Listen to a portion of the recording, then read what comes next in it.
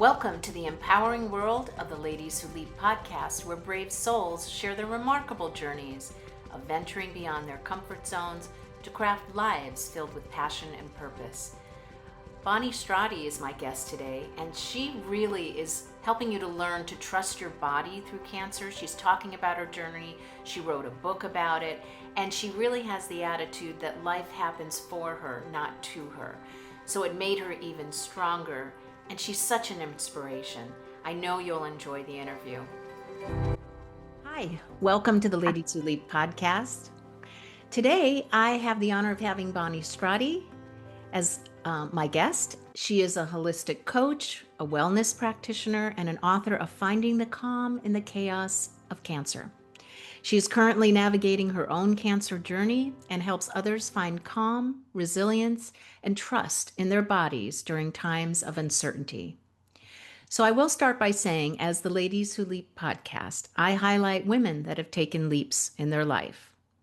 Now, your particular life has been a series of you interpreting things that happen more as life happening for you type of experiences. And I want to commend you for that. So I wanted to first say to everyone that difficult experiences can be viewed as lessons and life happening for you rather than to you.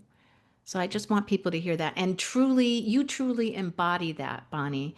Our listeners will learn more as we talk. So I just wanted to start with that. I don't know if you want to say something about that, but we can just start. It's up to you. It almost made me cry. I got very emotional hearing that. I think it's just being able to share the experiences, and it will roll off my tongue. Okay. So I like to start with childhood experiences and how they shaped who you are today. What experience or who in your life had a big impact on how you view life today? Well, it's funny, when I looked at that question, I thought about it. I'm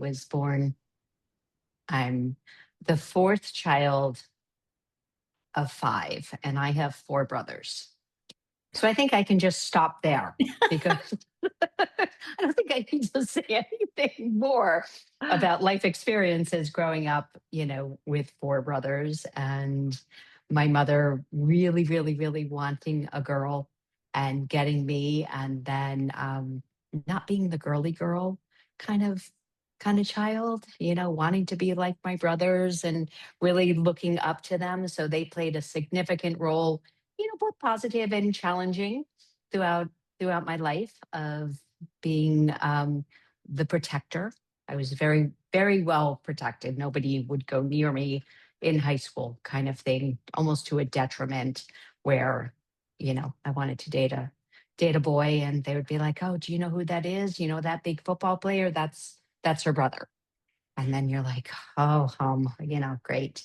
And then also being having to somewhat grow some skin and being just teased beyond belief, right? So I was a very, very, very shy child.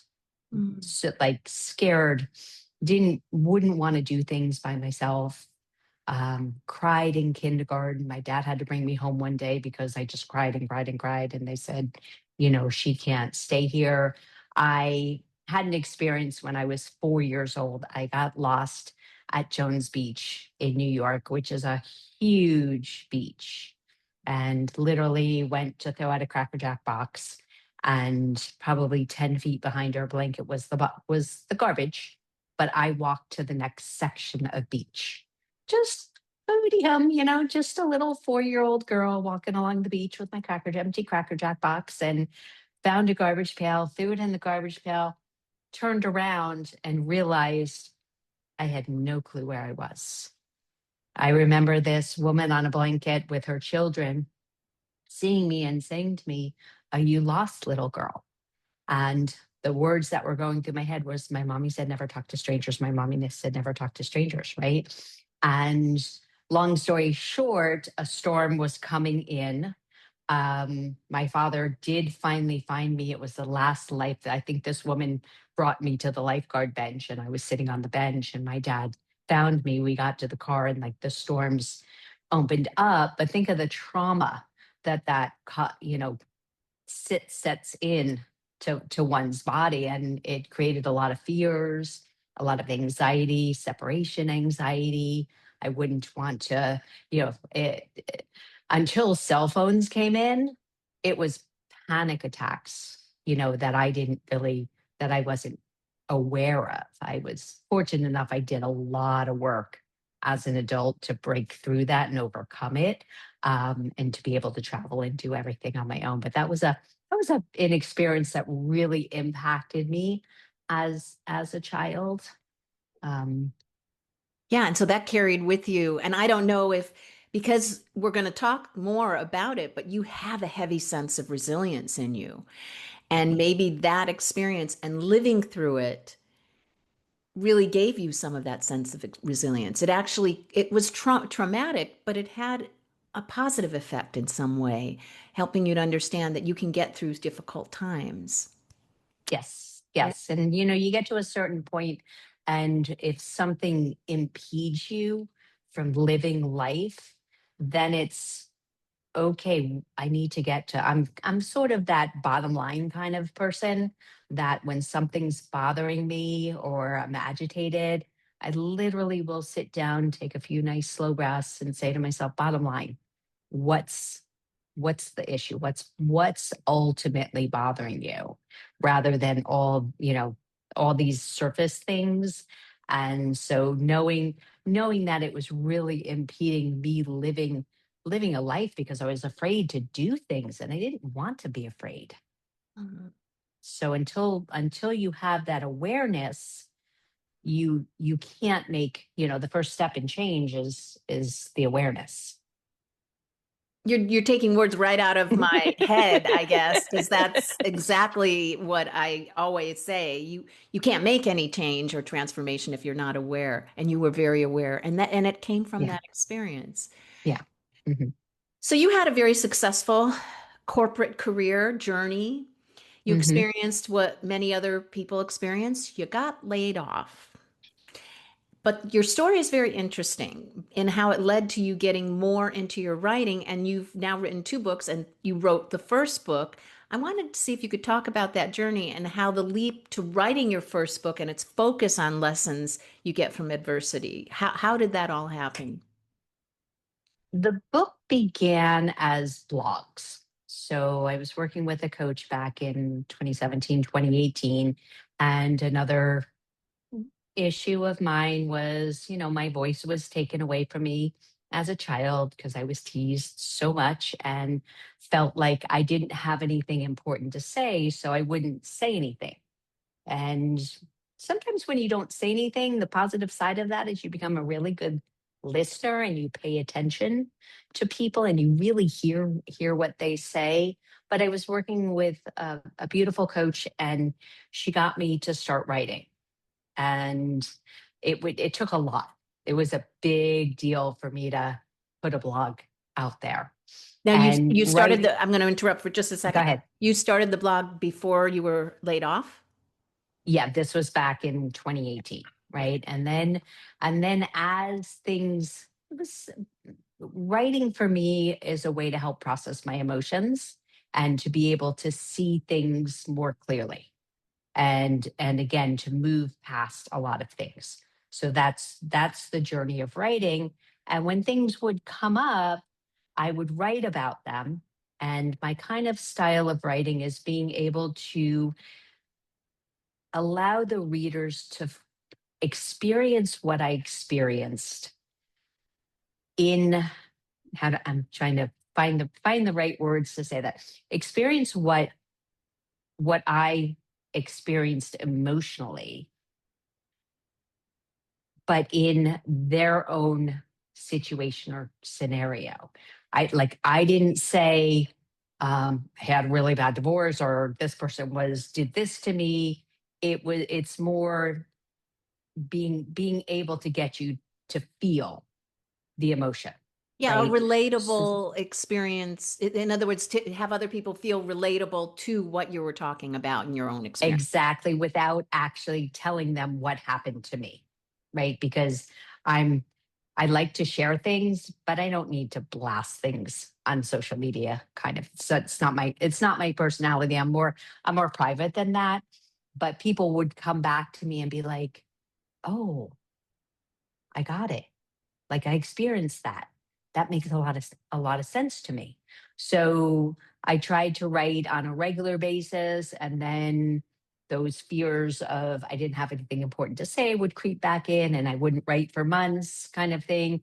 And then something would happen to me, be dating a guy and whatever, and I'd be like, "Oh my god, I need to write." Right? I would write about it.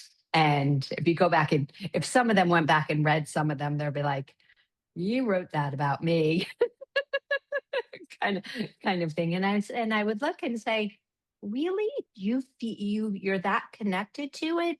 Then I did a good job as a writer," right? And so flash forward to January of 2025, and I get laid off, and I just threw myself into writing because now I had all this time and I had all these emotions that I needed to process. So I kept writing my blogs. I was getting them out on a weekly basis. And in March, I was visiting my mom in Florida, and a good friend of mine that I did one of my life coaching courses with called me and asked me if I would do him a favor and write the foreword for his book. He just finished it. Yep. And I was so honored and so touched. And he sent me a copy of the book, and I write the foreword. But that little ego part of me was like, well, if he can write a book, I can write a book. And I've wanted to write a book. I've loved books. I wanted to write a book since I was a little girl. So it's been always been a dream. And people had always said, just take your blogs and, put them into a book. So I used the assistance of AI, and I took all of my blogs and I threw them in to help me organize the book. And then I added sections and wrote more where I felt more content needed to be. And that's how Built Stronger, the Art of Becoming Whole Again, um, came to be. And when you got laid off, how did the writing and what did that do for you? Because I always say you get laid off is actually a good thing because it's the universe telling you, okay, you're not doing what you're supposed to be doing. I'm going to give you an opportunity now to do something different. Is that how you felt when you got laid off? I mean, after the initial shock. It was, well, I was literally working for the franchise. I was working for corporate, and I had my own private practice. So I had three different careers within the industry and traveled 14 trips in 2024. So it kind of was time for, it was the universe saying, no, I was going to say my mentor and very dear friend used to say, either he layeth thee down or he maketh thee layeth. So either you take a break or a higher power is going to come and knock you down. So you have to take a break. Yeah. And just again, having all that time on my hands and being, upset and frustrated and angry and all the things that come with being laid off. I wanted to process them because I didn't want to hold on to the emotions. I wanted to work through them. And then also if it could help keep others from what I was experiencing, then I was, a really happy person. Mm. So you were then thrown into another change in life. I'm going to just say change rather than leap. And Mhm. your approach in dealing with the cancer diagnosis is a great lesson on how to use positive words to keep your vibrational energy up. Please explain how you dealt with the news and so far the medical journey. Okay, I'm going to preempt it with for about probably the last 25 years, I innately have reframed things within myself. So I tend to do these things innately before I know what actually the term reframing was. I was just turning everything because I was working with clients. I was in the fitness industry. So I was really working on choosing words that were going to make others feel better. Yeah, And and I we didn't probably even did. say that you've been in the fitness industry. That Yes. was your life before. Yeah. Yes. Yes. And so having that, I probably practiced it more on other people than I did on myself, to date. And then when I got my cancer diagnosis, literally, I'm going to call it a download. A voice inside my head said, this was put on your path for a reason. You're to honor it, embrace it, and experience it. Literally to the point, and I write this in the book, and I was like, excuse me? Like, did I hear you correctly? And when you get a diagnosis of any kind, it's very surreal.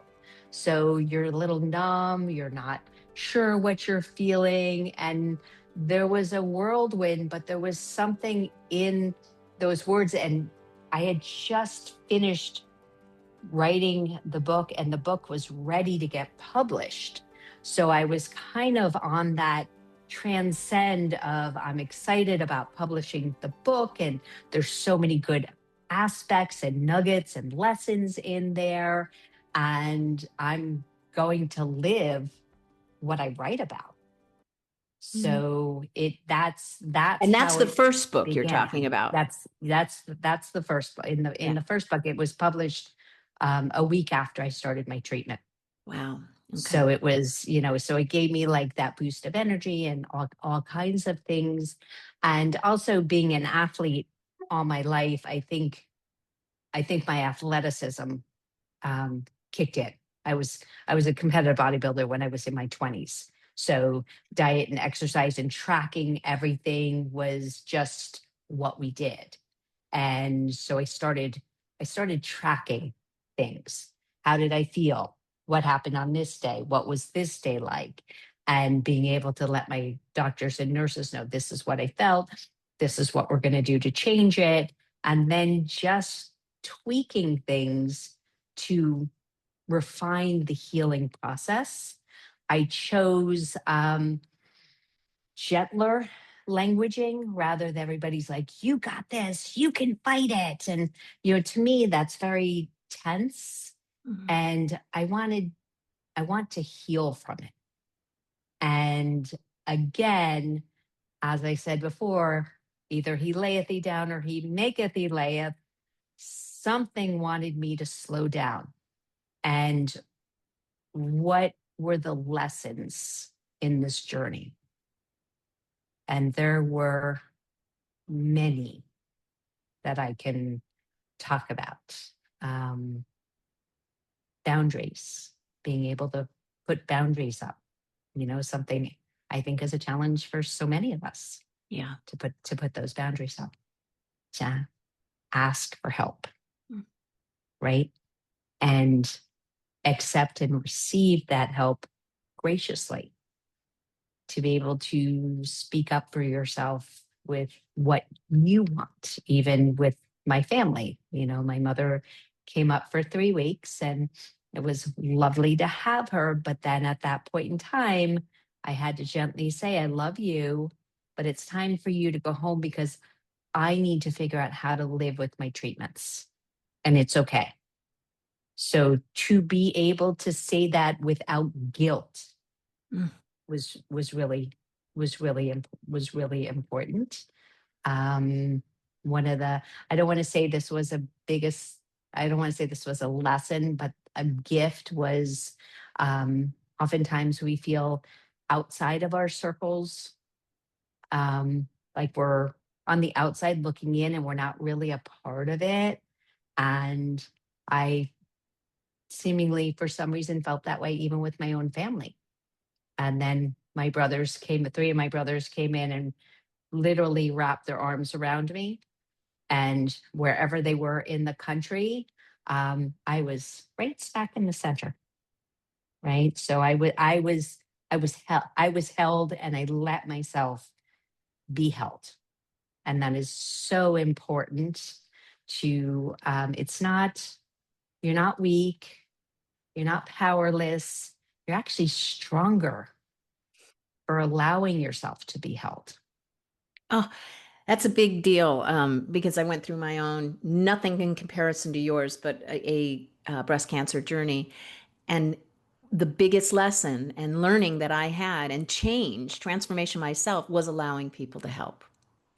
Because, what it comes with is maybe a little bit of lack of trust. If somebody says they're going to help you and they don't necessarily do, are you going to be disappointed or what? You project onto that experience something that may at that time was negative for me, but yet going through the experience and understanding that as you allow people to help you, think about how you feel when you help others. It's a Mm-hmm. gift. So Mm-hmm. allowing them to, you give them the gift of being able to help you. And just like you said, Bonnie, is setting the boundaries of, okay, that's enough. I think I need and want to take this now forward on my own, and just setting the boundaries and being very clear about what that help means for you. What do you want? Yes. Yeah, that's And really as much as you learn to say no, you learn to say yes and thank you. yeah. Can I make you some soup? Yes, I would love some soup this week. And then calling and saying, I love your soup. Can you make me some soup this week? that that was probably one of the biggest, like, can you make me some soup? It was so foreign of a feeling when you're always the one taking care of people, than to let people, take care of you. And everybody, they want to help. They want to be a part of it. And even those small gestures means so, so much to them. Yeah. We'll be right back. You show up for everyone. You hold it all together, but when it comes to advocating for you, confidence suddenly disappears and you stop prioritizing your well being. Sound familiar? I'm Lisa, emotional transformation coach with Ladies Who Leap Coaching. And I can take 20 minutes instead of 20 years to remove the negative inner chatter and bring you to a place of deep self love and emotional freedom. My Power Leap Breakthrough program changes everything: better jobs, loving relationships, and a deep reconnection to yourself. If something in you knows it's time to change how you live your life, then let's talk. Go to ladieswholeap.com, click on the Let's Connect button, and leap into the woman you truly are. Now back to the show. Yeah. You feel when you're watching someone go through the experience, you feel like there's nothing, you don't have a job to do. You want to be able to help, and in a lot of ways you feel helpless. So allowing people to help you and even calling them and saying, I like your soup, make some more, really would warm their heart knowing that they're doing something to make you feel even that much better. Yeah, that's wonderful. I have a chapter in this book that is written by my caregivers. So Oh, I asked each of them to write what what the experience of caring for me was like, from, hearing my diagnosis and being a family member, and, what they went through, what they felt, and then the journey with me. One of my brothers, I think, had said that, um, I led the way. Like, they followed my lead, because no stress. There's This is a no stress zone. Kindness to all, peace, happiness, and kumbaya, basically. Right? I used to tell people, who has it better than me? I have a modified work schedule. I have no stress, and I get to take a nap anytime I want. Right? So you look at the positives in a really crappy situation. and all of these experiences led to the book that you're talking about. I love the title. I'm going to read it here. Calm in Chaos: Finding Peace and Happiness with the Uncertainty of Cancer. So, it's been newly released this year. What led you? I know we talked about what experiences you included in the book. You just had a couple thoughts about that. But what led you to actually decide to write it? And who do you see as the audience that it will benefit most? It's, again, writing is my savior, right? It's how I process my feelings, my emotions, how I can look at things more objectively.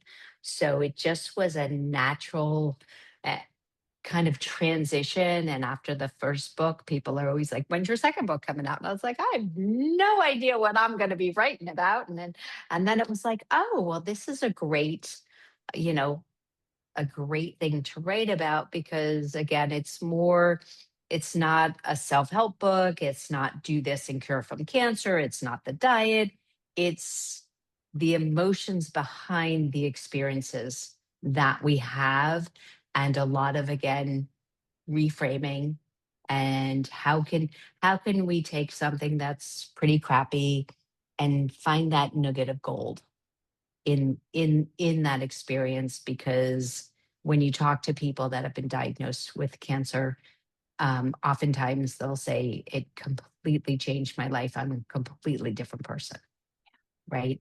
And so, therefore that was how I got started writing. Was there a second part to that question? Sorry. Oh, who do you see as the audience? What were Oh, you who do I thinking? who did Yeah. I see? um And I know that came up when we were talking, getting to know each yeah. other, so that's why I included it. Yeah, it's the person that is searching to at 2 a.m. going, how do I calm my mind around the cancer? Um, it's for caregivers to understand what the feelings and emotions that maybe we go through. And so it's really gonna probably be for those people that know that there's something greater out there because of this journey. Mm. And so, because you're talking about in the book, and I have not read it, I actually have someone I want to give it to for sure. You're talking about spirituality in the book. I'm going to assume. Okay. And I Right. know from our conversation that you created a community, your own community of people to help you during those scan days, to help you energetically, which I would say Mm, is a very spiritual journey. Can you talk about that side of the experience? yeah. So it's amazing how many people, come out of the woodwork.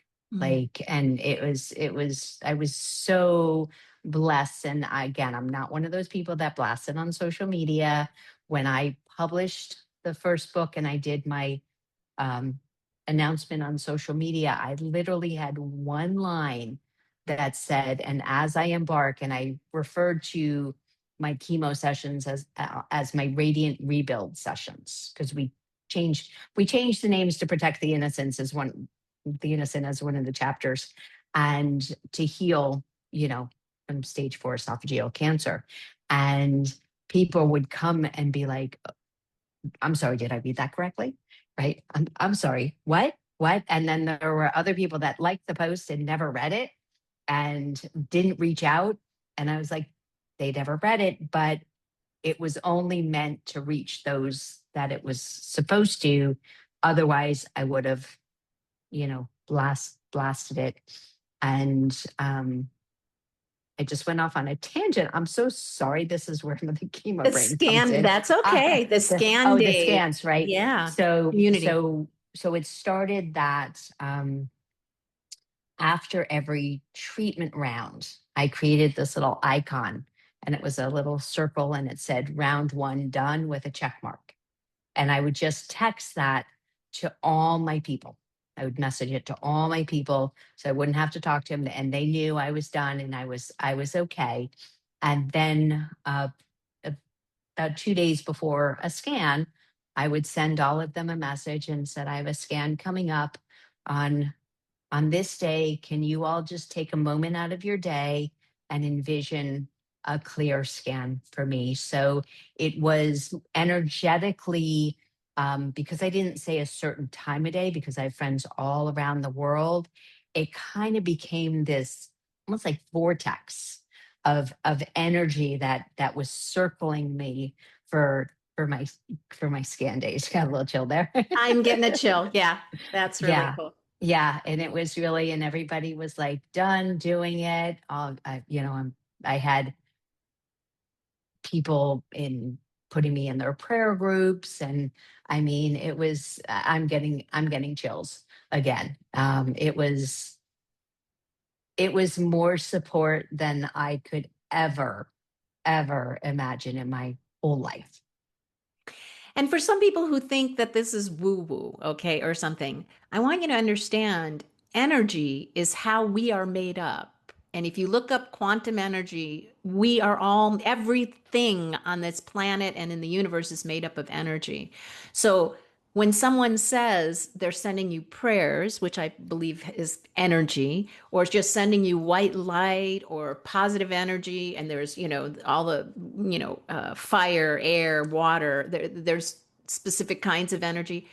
It really is sending you energy. And if your thoughts are, Bonnie's going to get, really great results, and Bonnie's going to do really well, and she's going to get through this really, I mean, the thoughts through the energy that you're sending, it's very, very powerful.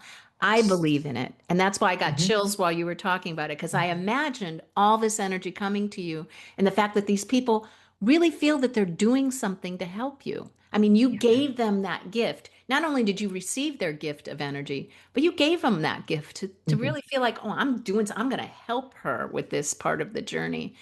That's amazing. And I'm a part of her healing. And I Yes. would, even on my treatment days, my nurse knew that she was to, because they would, give you your pre-meds and everything like that. And then they would start the infusion. And she knew to let me know at the exact time, because I had a personalized sound healing recording that I would play, and I would envision the medicine coming in, and I would honor it, and I would thank it. I would bless it, and I would ask it to remove the cells that didn't need to be there, and target the ones that we want to remove, keep the good ones there. And I would listen. That was about 15 minutes. And then my fight song was Unstoppable by Sia. So then I would play that and get myself a little, fired up. And then I would be okay, to talk to other people. But they knew that that time was my inward time to energetically work within myself to support the healing process, amongst all the other things that I did outside of it. Yeah, because you really made a prioritization for yourself to use healing energy through the music and through what you were, what you were listening to. Even, and it wasn't over the medical side of it, it was in conjunction with it. Mhm. Yeah. Really, to make so that the medical side of what things were happening to your body would be at the maximum benefit to you, I guess is the way Mhm. I want to put it. Yeah, Um, I wasn't in a position. Some people are in a position where they can, seek out natural ways of healing from cancer, but having a stage 4 diagnosis, it's like, no, I have to use the Western medicine, which is extremely powerful. And then use the Eastern medicine for me, for my body, for my soul, and for the energetic side of it. for those folks that have not personally experienced cancer, and I know that number is getting lower and lower every year, Mm-hmm. but for those folks, what would you like to say to them to help them to understand? Because I know everyone is touched with loved ones in their lives and people that they know that are or have experienced it. But what would you say to people that haven't? What do they need to know about people going through this journey? Don't eat, drink, or move. No, I'm kidding. I just I love that you like used some humor. That was a great start. Yeah. just used to I'm a Sagittarius. um, don't skip your scans and doctor's appointments, right? Because they're so. If I didn't have, you know, my routine physical and stuff like that, um, at the time that I did, it would have, I would have been in a lot worse shape. I also am now a certified cancer exercise specialist. So exercise is so important. Nutrition, sleep, Mhm. recovery, and most of all, your stress levels, right? So um, nothing nothing is worth it, right? Nothing is worth it when you get so upset, or, again, putting it into perspective. Is this worth getting trapped in my body and, creating a manifestation of a dis-ease? Yeah, and on the lines of asking for help is if you do have something that it's just eating you alive and you know it and you're aware of it and you feel it, seek help. If it's through therapy by the talking or a coach like myself who can clear whatever it is that you are suffering from, seek some help because it can lead, the mind and body connection is so strong, it can lead to cancer and other diseases and heart disease and heart attacks and other things. So, yeah, that's really good advice. Is there anything else that you'd like to talk about? Well, let's talk about your work. Are you still able to be that wellness coach and, are you I able to have that practitioner? I have worked through the entire treatment. Wow. Okay. I didn't even So realize they that. it's really funny. When I was pregnant with my son, and they told me, if you can walk when you're in labor, walk. And my first son, long story short, I walked 6 flights to labor and delivery. And I got there and they looked at me and they were like, "You did what?" And I was like, "Well, the last lady said if I could walk, walk." And I was a competitive athlete, so stairs. you know so they told me, working was good, and it really got me. It allowed me to feel like I was living a more, quote unquote, normal life. Now, my business, I'm building the coaching business, but I have a lot of physical clients that I physically go and stretch and train and things like that. So I was physically out there working with people, climbing all over them, stretching them, training them, getting them to do their exercises. I just had them modified. I would take 4 days off on my treatment week, and then I would work straight through a couple hours each day. I was careful of how many hours I worked to make sure that I was focused as much on my healing and recovery and rest as I was. But it was good, and my clients were absolutely amazing and accommodating and kind and supportive. So it was really good to live. It's really good to live as close to your normal life, kind of. I can't find another word to use, but normal. um but I'll say your routine, Yeah. to keep a routine. I walked every day. I didn't exercise through because I was too weak and too tired in the beginning. And then, now through this maintenance round, I'm back to weight training and doing all the things that I can do, and continuing to work and really working on, because as givers, we do have a tendency to overgive and overbook ourselves. So really making sure that I've got those boundaries around my schedule and saying, that's my max for the day. Um, here's my schedule for a different day. Well, I commend you for continuing to do that. I can completely understand that but again, the fact that you can focus on helping others while you're trying to help yourself is very commendable. So thank you for that. I have a thought that goes back to when you asked me about if I wanted to say something to people who haven't received a diagnosis, and where exercise really comes into play. It was my athleticism and the strength of my body that really supported my healing. So if you get diagnosed with anything or need a surgery or anything, the better condition that you're in physically is really going to speed up that recovery. And you don't necessarily have to go to the gym. Do whatever moves you to be strong, but just move your body. I can't stress it enough. Yeah.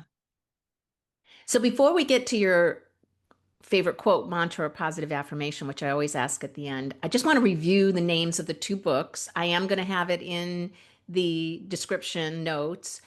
Um, But the first book is, please give me that name again. Built Stronger, The Art of Becoming Whole Again. Okay. And then the second book is Calm and Chaos, Finding Peace and Happiness with the Uncertainty of Cancer. Okay. So now we're going to get to your favorite quote, mantra, or positive affirmation. And you can do more than one if you want. There's no limit Well, here. if anybody has ever looked at my Instagram account, it is all quotes. It is quotes every day with a post. But I have one, I think, coming out soon. That's actually my own quote, and it's, "You don't need discipline when you have alignment." Oh, that's really good. Yeah. And there's so many things I could talk about too along those lines, but staying in alignment with your true values. And what was it? You don't need discipline. You don't, because you're in alignment with your values. Everything will just come, and you will have calmness. Oh, that's fabulous. Well, thank you, Bonnie. So you talked about Instagram. What is your Yeah. Instagram handle? My name, Bonnie Strati. Okay. And then the website. Yeah. Do you have a website also? Yeah, Same thing, bonniestrati.com. that's So easy. make life easy for everybody. Yeah, that's And very yeah, easy. yeah. I really appreciate you coming on and talking today. I think that there are so many people that are either know someone who's going through this experience or they're going through it themselves. And I think I really am going to get probably a couple copies of your book because Thank I you. myself would like to read it, but I'd also like to give it to a couple people I think that's going to be really helpful. Thank you. So thank Thank you you. for It's been writing it. wonderful to be here. It's been an honor. It's been a Oh. true honor to you have, yeah. Everybody who listens to you is blessed. Oh, thank you. Thank you. And everyone who listens to you and reads your books are also blessed. So thank you, Bonnie, so much for being on the show. And for Thank everybody you. listening, please like, subscribe, comment, follow, all those things, because I love doing this and I want to continue to do it and share these wonderful stories. So have a great day. Thank you again, Bonnie. Thank you. Thank you for listening or watching. I hope that this episode served as a beacon of hope and ignited you with courage and confidence if you yourself are battling cancer or you're helping someone that's battling cancer. There's 2 books that Bonnie has that I know that you will definitely benefit from. And thank you again for watching or listening to the Ladies Who Leap podcast.